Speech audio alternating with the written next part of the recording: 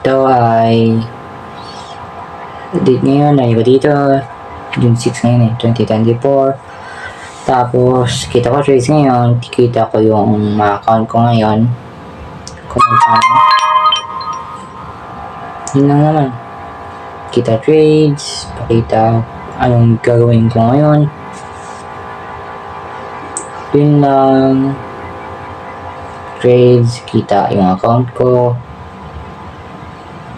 Pakita ko din sa iyo kung magkano kung ilan na yung mga views para sa pinapost ko sa YouTube channel ko.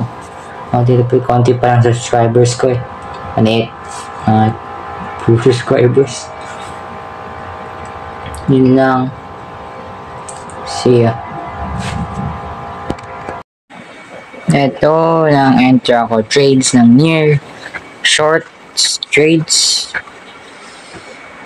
Sabihin ko lang, practice trading lang yan. Pero my God, kung totoo tong trades na to, ang baba talaga. Yung wala ako. Almost rate my PNL. 300 pesos na wala. My God, unrealized PNL, 300 pesos. Yan, near, pinakita ko. Short. Pataas kasi yung near ngayon in this current time. Plus. Tapos yan, in Bitcoin, pataas din.